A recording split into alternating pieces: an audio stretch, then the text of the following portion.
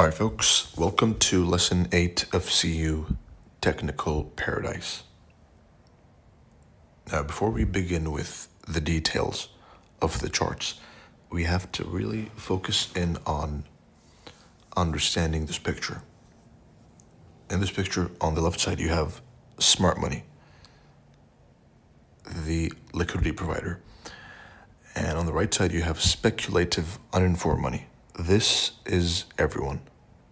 So on the right side, in the big circle, you have us, you guys, retail traders. You have the banks, you have the institutions, you have the hedge funds, etc. That is dumb money. Smart money is the market makers, and it is a small group of families that control and own and play with the markets however they like.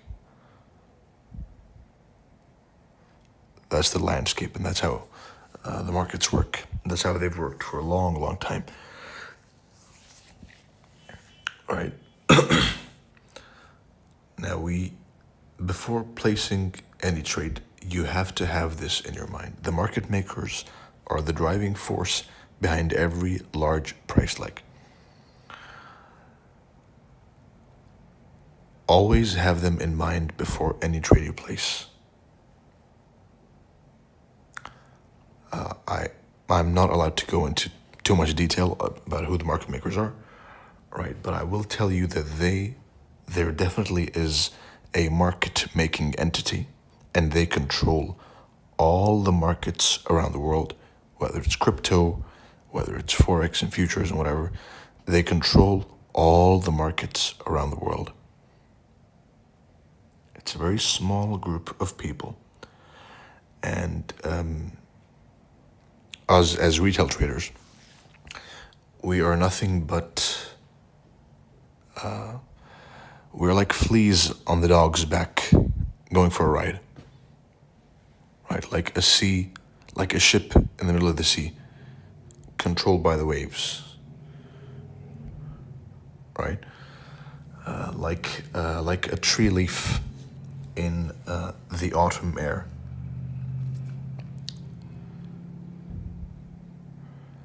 And this is something you have to deeply internalize, which is understanding there's market makers who control the markets, and then we're going to try and I'll show you how to find and look for cues that they give as signals for entries, or as signals that a large price move is going to happen. And that's basically turtle soup. Right, and that's all I will say about this topic. Don't text me asking me to explain more. Don't email me. This is the last time. I've said too much, but I won't be going any further in this topic.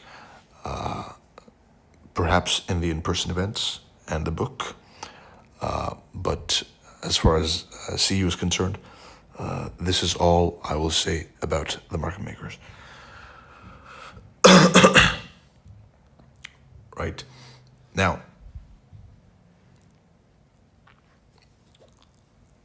the chart you see in front of you,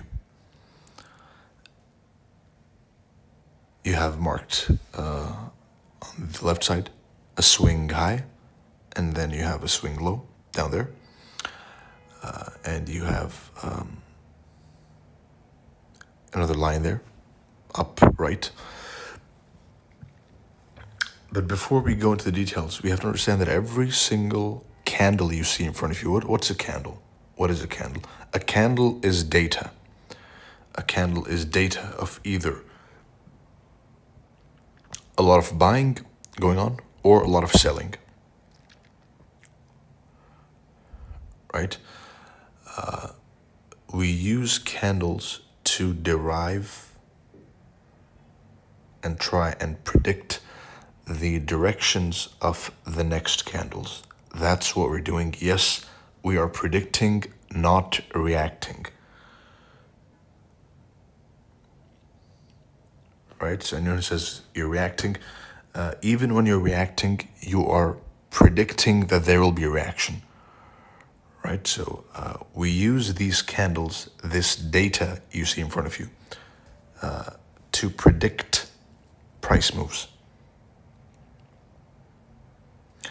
And I know so far this has been a mouthful and a brainful for most of you. So feel free to pause and rewatch to try and catch the stuff you missed. And of course, always watch with a notebook in hand, right? Excuse me. Now we're going to quantify the actions of the market makers, and I have created a certain language which I'll teach you in depth and see you. But let's start with the basics. First of all, we have the open, high, low, and close. Right? Very basic. It's the way candles are formed. An up-close candle on the left side is formed by an open, low, high, and close. And a down-close candle is formed by the open, high, low, and close. Right? And on a bar chart, this is a little trivia. On a bar chart, is the open the left side or the right side?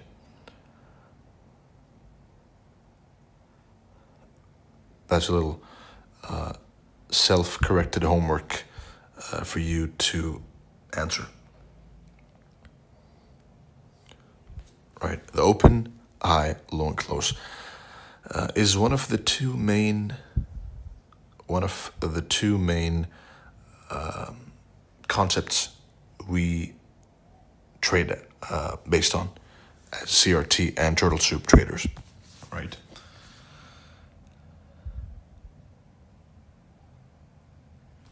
Open, high, low, and close.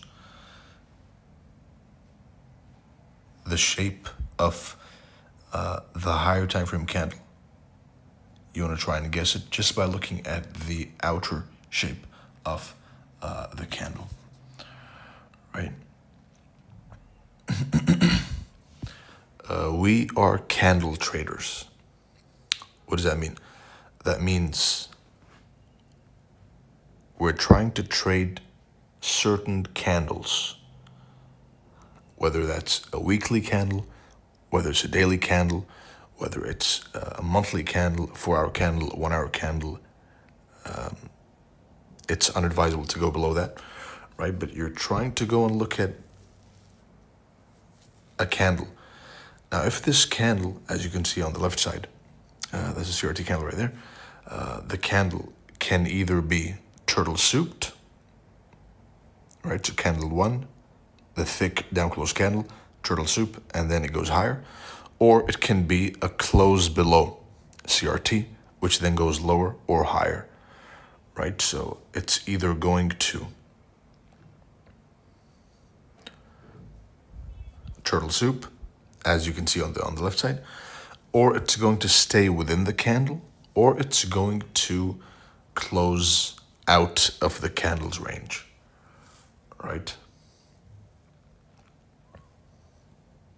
These are the only possible 3 outcomes of any candle at all, right? Once again, let that sink in. Whichever candle you're trying to trade, whether it's the weekly candle, daily candle, the monthly candle, whatever, the next candle you are trying to trade only has one of these 3 outcomes. Either a wick above or below, either it keeps trading inside, more consolidation, or it escapes the range and closes out of the range. Right? And I want you all to become, as much as possible, experts at narrowing things down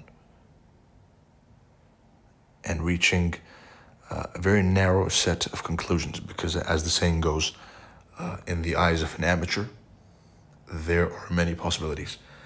But in the eyes of an expert, there are few, right? CRT terminology.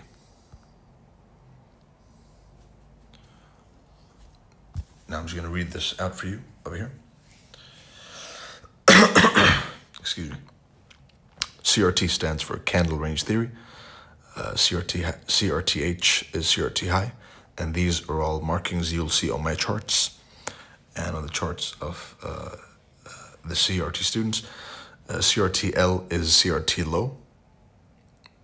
Minus target is a bearish target. Plus target is a bullish target. Minus kiss of death turtle soup is a bearish kiss of death turtle soup. Plus KODTS is bullish kiss of death turtle soup. Breaker, FVG, rejection block, and we'll see examples of all of these, obviously, in the upcoming lectures and in the FAQs. Minus FS, failure swing, bearish. Plus FS, bullish failure swing. Turtle soup, fake market structure shift, fake bullish and bearish market structure shift, weekly opening price, daily opening price, pre-open liquidity pool, weekly opening time, closing time, daily opening time, and closing time. Model number 1, bullish and bearish. Retrade to model number 1, which is either an OTE or a direct trade right after the model 1 is created. And we'll see all of these. There's a special chapter on entry models. 50% is halfway point of the price range. GCT is the golden candle time. This is one of the best times to day trade.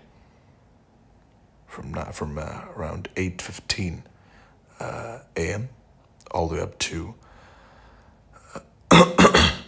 1 p.m. Right. 9 a.m. is also fine. Right, but I like to go and start hunting from 8:15 a.m. Kill zones are basically the hunting time, right? New York time. New York time, which is all the kill zones are based on New York time. The Asian kill zone is from 8 p.m. New York time, all the way up to midnight New York time. The London kill zone is from 1 a.m. to 5 a.m.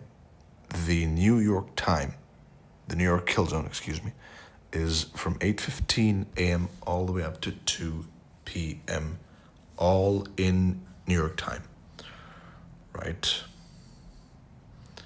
And there's an important distinction to be made between the kill zones and the candle opening and closing times. These are the best times to day trade. And more often than not, these are also the best times, and you better be noting this, these are the best times at which long-term swing points form also. Right? Now, should you be a swing trader or should you be a scalper? And the answer is none. It doesn't matter, because a candle is a candle. What you see in front of you can either be, it can be a 4-hour candle, right? It can be 2 4-hour candles beside each other.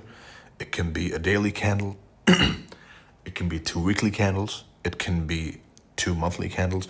So the idea of scalping and swing trading and whatever is outdated. It is now officially replaced. I replace it with candle trading. Right, so when the group chat opens, then I don't want to see anyone talking about swing trading or scalping or whatever. And if they do, they must mean candle trading, right? So I'm trading the daily candle. I'm trading the weekly candle.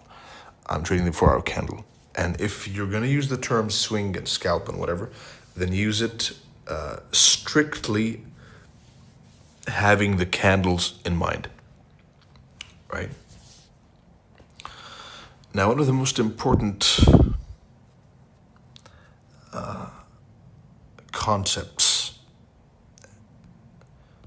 is the pre-open liquidity pool, PLP.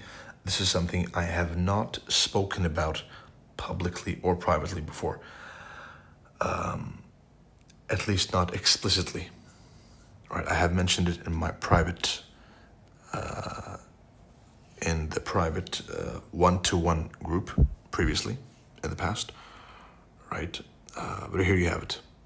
The pre-open liquidity pool is a swing high or low that happened before the opening price. It is expected to mark the high or low of the next candle.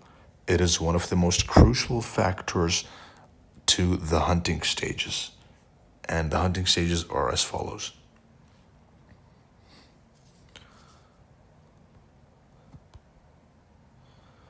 As you can see, you have in the vertical lines the opening time, 1, 2, 3, 4, and then look at the relationship between price when it attacks the pre-opening time liquidity pool, turtle soup. Start all the way from the left. Right, you see those 2 red dots? Those are pre-open liquidity pools being stabbed into, then reversed. Right, and again, pre-open liquidity pools. All of those, every single red dot is a pre-open liquidity pool. You can even, these are weekly candles. You can dissect them even further into an infinite loop of pre-open liquidity pools being turtle souped and then traded away from. Right? So again, in very simple terms, the pre-open liquidity pool is a part of the sequence of opening time. So the candle opens, it stabs, and I want you to imagine as I'm explaining this, I want you to imagine in your mind how it plays out. The candle opens, it wiggles around a little bit, then it goes and it stabs into a pre-open liquidity pool, and then it rallies away. Upwards, for example, as you can see right here. Look at the third box. You can see price opens. It stabs down into the pre-open liquidity pool all the way to the left, and then it rallies violently upwards. Right. What are the hunting stages, and how can you use the hunting? How can you? What's the importance of the PLP in the hunting stages? Now, the hunting stages are 3. First of all, you're going to mark the opening time, and you're going to mark a potential pre-open liquidity pool, which will mark the bottom. Next up, that's stage 1. Stage 2 is you wait for a reaction to form off of the pre-open liquidity pool. As you can see right now, focus on the chart. Opening time, it trades down into the pre-open liquidity pool plus the model number 1, and then it produces a swing point. At this stage, you can put the stop loss as the swing lows low. The entry is now, and the target is that other pre-open liquidity pool up there, right? So you're trying to take liquidity basically from one pre-open liquidity pool, from one PLP to the other pre-open liquidity pool. And that is precisely what happened, right? With that fake retracement all the way down to sucker in everyone to thinking, it's not going to happen. But all it was a dump to stop out the early bulls and rally further into that other opposing pre-open liquidity pool. And this is timed ranges, right? That's stage 3. Daily rolls. This is when it comes to the weekly candle. And before we go into this one, again, I want you to really rewatch this part, especially at least 10 times, which is the PLP and the hunting stages. These are very, very crucial. The way I explained it, every single word, every tone of voice, every change in the tone of my voice, every letter is deliberate, right? These are the hunting stages. These are the stages you'll go through every single time you place a trade. And this can be any time frame. This can be a weekly candle, a daily candle, a 4-hour candle, right? Stage 1 is mark the landscape, mark a potential pre-open liquidity pool, which you're going to mark at the bottom. And then you wait for a reaction at your marked key level, and then you watch price rally into outer space, right? Now, the daily rolls of each day of the week.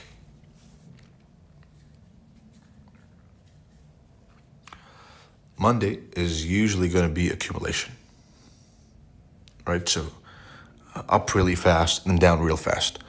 Tuesday is going to be manipulation. And these are the official rolls of each day. If a roll switches, then you're going to have to learn to adapt and switch the rolls of the rest. And that's where critical thinking comes in mind. In CU, all of you who've joined, and those who'll join later, right? You have to try and acquire the skill of critical thinking. Otherwise, this is all a waste of time, and it's going to be, most of you are probably going to fail miserably a lot. And the few of you who actually drag themselves back up and try again and again and again, regardless of the failure, those will prevail, right? And it'll be especially beneficial for those who have been part of previous private groups. But this is designed for everyone,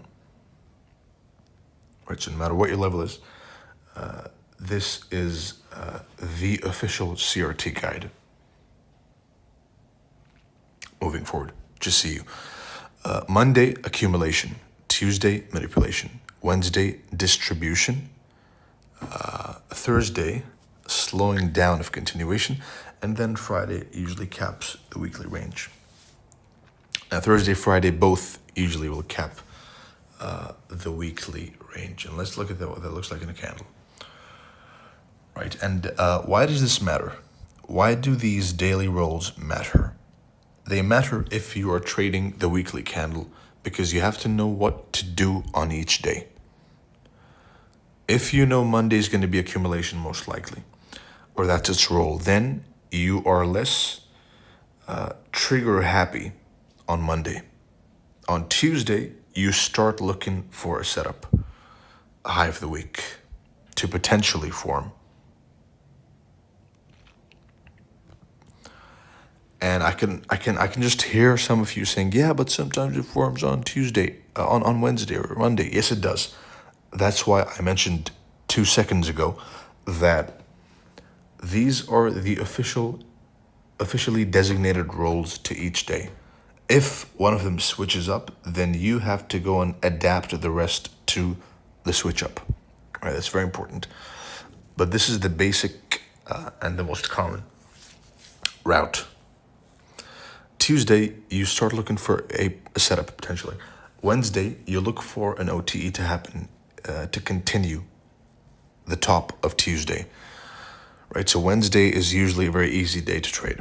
Thursday is a slowing down of continuation, but still you can trade in the direction of whatever happened in the week previously.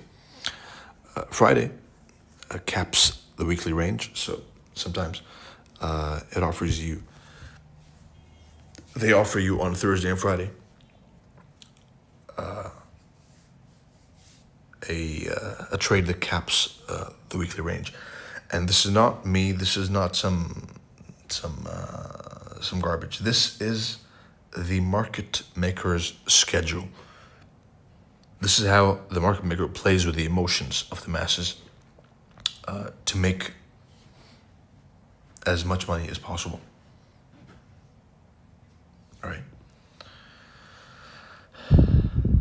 Daily rolls within the week. Now look at the weekly open marked in the solid vertical line.